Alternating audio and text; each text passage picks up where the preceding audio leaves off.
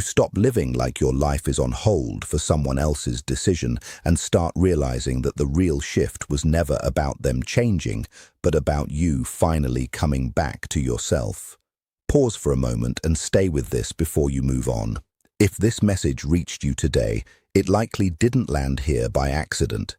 It may feel ordinary at first glance, just another thing appearing in your feed, but something inside you might have been quietly looking for exactly this kind of reflection, and somehow it has found its way to you.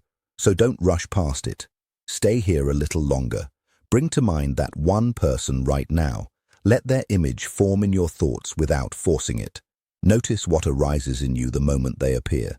That subtle tightening in the chest, the warmth mixed with ache, the quiet pull that is hard to describe in words. That is not confusion. It is recognition happening at a level deeper than thought, where the heart responds before the mind has time to explain it. Because this isn't just someone who randomly crossed your path.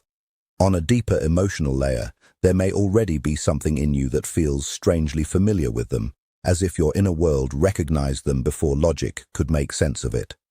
And I understand how heavy that can feel. Carrying this kind of emotional intensity is not easy, especially when everything around it feels unclear. The sleepless nights, the quiet overthinking, the constant questioning, whether you are reading too much into things, whether the signs are real, whether any of it will ever lead somewhere meaningful. That inner noise can become exhausting. But what you are experiencing is not foolishness. It is not exaggeration. And it is not emotional instability. You are simply standing inside a very real human experience, one that has depth, complexity, and often uncertainty at its core. And that is exactly why it feels so intense. These kinds of connections don't just touch the surface of who you are. They tend to reach the deeper layers, the parts of you that have been carefully managed, protected, or even hidden for years. The parts shaped by past experiences, by emotional wounds, by the ways you learn to survive. Many people grow up believing love should feel like safety arriving after struggle, like finally being able to breathe after holding your breath for too long. But in reality, the connections that transform us most deeply often begin differently. They can feel destabilizing at first, like emotional ground shifting beneath you before anything makes sense. They don't simply comfort old patterns, they expose them. Old defenses begin to surface. The tendency to overgive, to overthink, to overextend yourself just to feel secure in someone's presence becomes more visible, and suddenly you start to see how much of your energy has been tied to proving your worth, maintaining closeness, or preventing loss. In that awareness, something uncomfortable emerges. You begin to question whether love was ever meant to be earned through effort, endurance, or self-sacrifice, or whether you were always worthy of it without having to prove anything at all. At the same time, the other side of this dynamic often carries a different internal struggle, a fear of closeness, a learned association between intimacy and emotional risk. For them, distance can feel safer than presence, not because the connection lacks value, but because the intensity of feeling becomes overwhelming. So they withdraw, not always out of lack of care, but out of internal overwhelm. On the surface, it can look like one person chasing and the other pulling away. But underneath that pattern, it is often two nervous systems responding to fear in opposite ways. One fears abandonment and reaches harder. The other fears engulfment and steps back. And both are trying in their own way to avoid pain.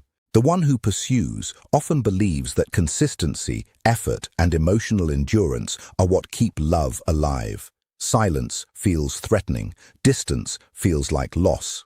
But in that process, they can slowly forget themselves, believing that holding on tightly is the only way not to be left behind. Yet real growth begins when they realize something important. Love should not require self-erasure. Their value is not measured by how much emotional weight they can carry for someone else.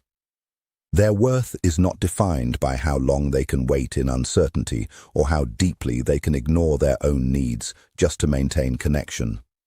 Meanwhile, the one who withdraws is often shaped by the opposite fear, the fear that closeness will eventually lead to disappointment, loss of control, or emotional entrapment.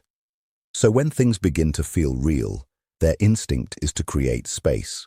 But that space rarely brings the relief they expect. Instead, it often brings reflection, discomfort, and a quiet realization of how much they actually care once distance is created. Avoidance may protect them from vulnerability in the short term, but it also blocks the very connection they secretly long for. And through all of this, something important gets revealed. Healing does not begin in a polished or graceful way. It often begins in confusion, in inconsistency, in emotional contradiction, in moments where you feel pulled in two directions at once. Just like nature itself, transformation often requires dissolution before renewal. What appears to be falling apart is sometimes simply an old version of you breaking down so something more integrated can emerge. That is why these experiences feel so overwhelming. They bring everything unresolved to the surface at once: the desire for closeness and the fear of it, the need for love and the fear of loss. And in doing so, they quietly teach the difference between attachment and love. Attachment says, "Stay, because I am not complete without you." But real love slowly evolves into something more grounded. I want you in my life, but I am also learning to remain whole within myself. And that shift changes everything. But there is a moment in this journey that many people miss entirely. It rarely comes with clarity from the other person. It doesn't arrive through perfect words, apologies, or finally being chosen. It begins within you. The moment you stop waiting in silence to be chosen and instead start choosing yourself with the same intensity you once directed outward. When that internal shift happens, the dynamic itself begins to soften, not because you are manipulating anything, but because your energy is no longer rooted in fear or desperation. You are no longer reaching from a place of emotional lack. And in that space, the other person is no longer reacting to pressure or expectation. They are left alone with what they genuinely feel, without distortion from fear or pursuit. And sometimes what remains there has been present all along. But whether it returns to you or not, something far more important has already begun. You start to realize that nothing you have felt during this time was meaningless. Not the waiting, not the uncertainty, not the emotional intensity you carried in silence. Every thought, every sleepless night, every unspoken feeling has shaped you in ways that are not always immediately visible. It has expanded your emotional depth. It has changed the way you understand love, connection, and yourself. That love did not disappear. It left an imprint. And even when it hurts, even when it feels heavy, it has been forming something within you that cannot be easily undone. When you feel tears rise from something that is both beautiful and painful at the same time, that is not weakness. It is evidence that you are still connected to something meaningful inside yourself. A kind of emotional honesty that many people spend their lives trying to avoid. It is easier in moments like these to detach, to convince yourself it doesn't matter, to step back before anything can hurt you further. But you haven't done that. Even in uncertainty, even in exhaustion, you are still here, still feeling, still caring, still hoping in a way that is starting to feel heavier than it used to be. That says something important about you, not because endless waiting is a virtue, but because your ability to feel deeply has survived moments that could have easily made you shut down entirely. And there is a certain strength in that which often goes unrecognized. Real transformation doesn't always happen when two people finally come together. In many cases, the deeper purpose of a connection is what it awakens inside you long before any outcome is decided. Sometimes it is growth disguised as confusion.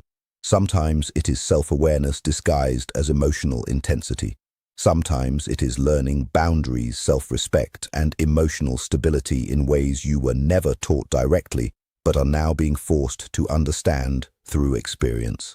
And even if it doesn't feel comfortable while you're in it, these lessons tend to become the foundation of who you are later on. Maybe that is exactly what this chapter has been trying to show you all along. Not how to chase more intensely, not how to wait indefinitely, and not how to prove your worth through effort, but how to return to yourself.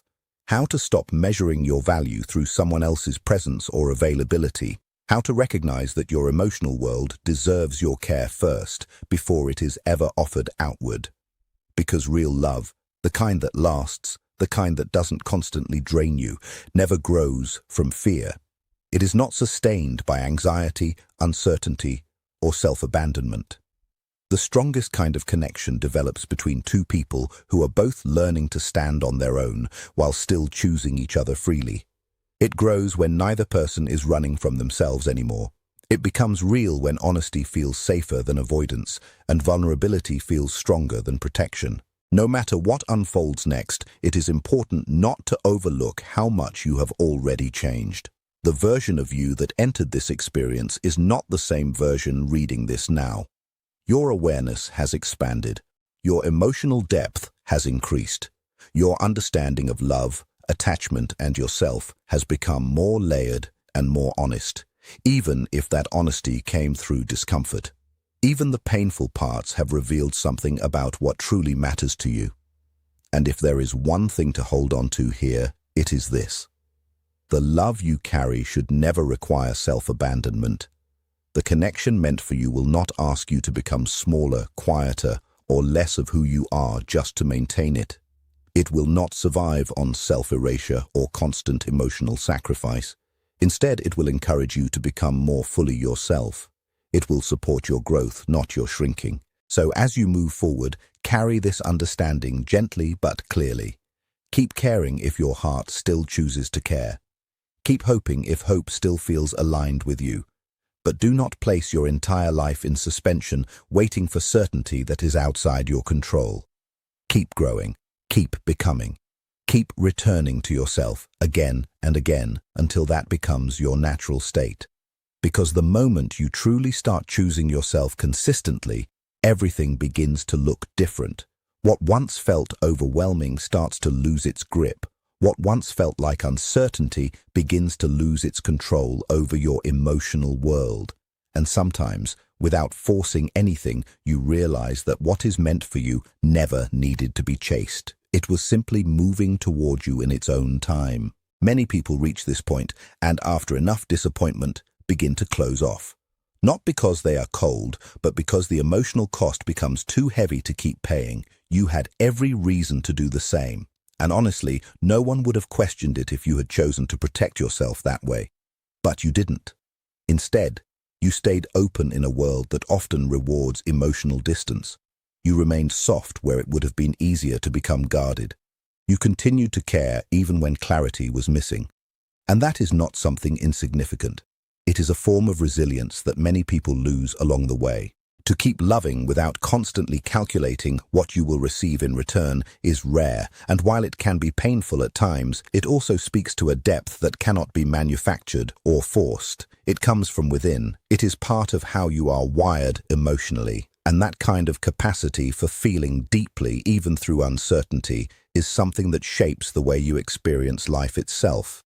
But that same depth is also meant to guide you, not into situations that keep you stuck in confusion, but toward something more stable, more grounded, and more mutual. Not toward relationships where you are constantly interpreting mixed signals, but toward connections where clarity replaces guessing. Not toward emotional tension that drains you, but toward something that feels steady enough to breathe inside of, a love that doesn't make you question your place in it. That kind of connection is not just an idea, it is a real possibility, but it doesn't begin with someone else changing.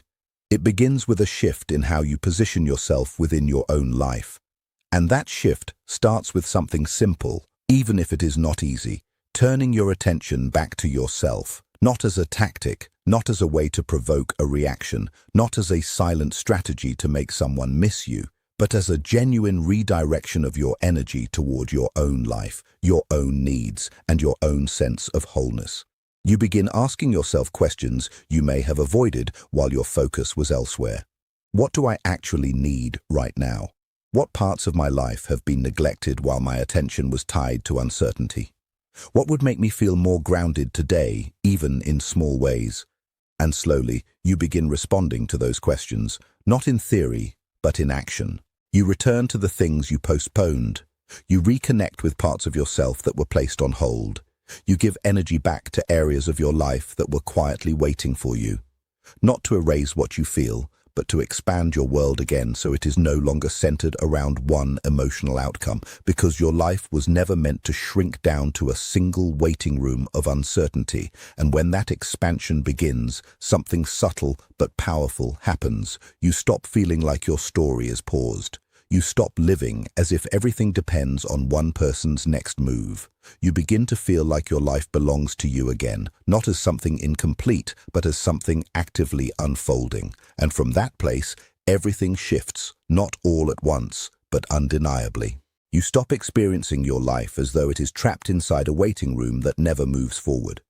You stop believing that everything meaningful has to remain on pause until one specific situation finally shifts. And slowly, something begins to return to you. You start feeling whole again. Not because everything around you has changed, but because something within you has realigned. Your life starts to feel like it has texture again, direction, color, movement, meaning, independent of what any one relationship is doing or not doing. You are no longer emotionally suspended in someone else's uncertainty. And that shift is not small. It changes how you carry yourself. It changes your presence. Even people who don't know what you've been through can feel it. There is a noticeable difference in someone who is no longer internally fragmented by waiting. A quiet stability begins to replace the emotional tension that used to sit underneath everything. Because when a person becomes grounded in themselves, something changes in the way they move through the world. There is a calm confidence that doesn't need to announce itself. There is a steadiness that doesn't depend on external validation. There is a presence that feels complete rather than searching. And that kind of energy doesn't chase. It doesn't need to. It naturally attracts. And yes, the person you've been emotionally invested in will feel that shift too, often more than anyone else. Not because you are applying a strategy or trying to create a reaction, but because you are no longer operating from lack. You are no longer reaching from emptiness. It's important to be clear about that. This is not about influence, control, or emotional manipulation. The moment you turn this into a technique to produce a specific outcome, you lose the entire point. What is actually happening here is far simpler and far more human. You are returning to yourself. And when someone returns to themselves, the dynamic around them changes naturally. Space opens, pressure disappears, interaction breathes differently. And whatever is real in the connection is finally able to exist without distortion. But there is something else you need to understand too. They are not the enemy in your story. There may have been moments when the confusion made it easier to see things in extremes, one person as wrong, distant, or emotionally unavailable, and the other as the one carrying all the feeling. That framing is understandable, but it is rarely accurate. Most people are not acting from coldness. They are acting from conditioning.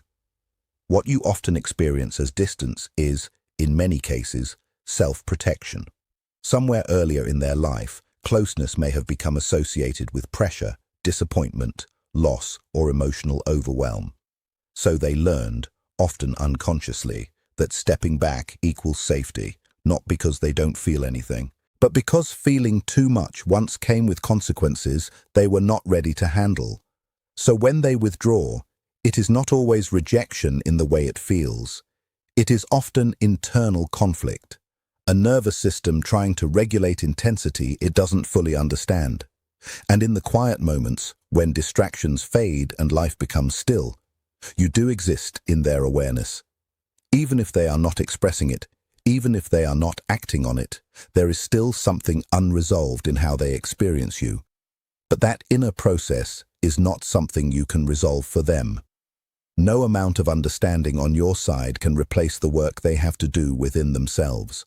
No amount of patience, clarity, or emotional effort can heal what belongs to their own history. And that is a crucial boundary to recognize. Their emotional journey is not yours to carry. What is yours is something far more powerful, how you choose to relate to yourself in the middle of it. Because you can either let someone else's unresolved patterns define your worth, or you can remain anchored in the truth that your value does not fluctuate based on their capacity to show up. That is where dignity lives, not in detaching from love, but in refusing to abandon yourself for it. Imagine for a moment a version of you that is no longer weighed down by this constant internal tension, not because your feelings disappeared, not because you forced yourself to stop caring, but because something has settled inside you. The heaviness is gone. That familiar pressure in your chest that used to appear when you thought about them no longer dominates your emotional space. And what replaces it is not emptiness, it is clarity. You are still capable of love, still open, still human, but no longer destabilized by uncertainty. Now imagine turning toward this person again, but seeing them differently, not through anxiety, not through fear, not through the need for answers, but through calm awareness. And instead of confusion in their expression, you see something quieter, stability, not perfection, not fantasy, just a grounded presence that is no longer split between closeness and withdrawal. And in that imagined reality, your nervous system is no longer on alert. There is no scanning for signs, no decoding silence, no replaying conversations late at night searching for meaning that never fully arrives. Instead, there is rest, because love, in its healthiest form, does not keep your body in a constant state of tension. And in that rest, something very important becomes obvious. The question of your worth was never actually valid in the first place, not because you proved anything, but because you were never meant to earn your right to be valued. A relationship that is aligned does not require you to shrink, overextend, or constantly question your place in it. It does not keep you in emotional limbo. It does not ask you to live in interpretation instead of certainty. It allows you to exist fully, exactly as you are. And that kind of connection is not built through chasing or waiting. It is built through growth, through self-awareness, through two people gradually becoming more honest with themselves than they were before.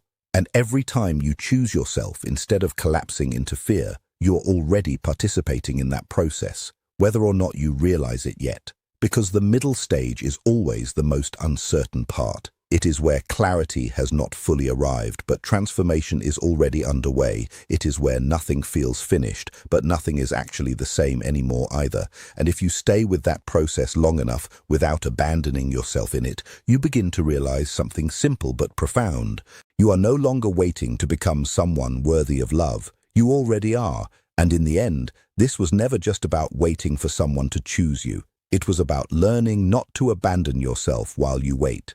Because what truly changes everything is not their clarity, their return, or their decision, but the moment you stop living as if your worth depends on any of it. The moment you come back to yourself so fully that love is no longer something you chase from a place of fear, but something you allow from a place of wholeness.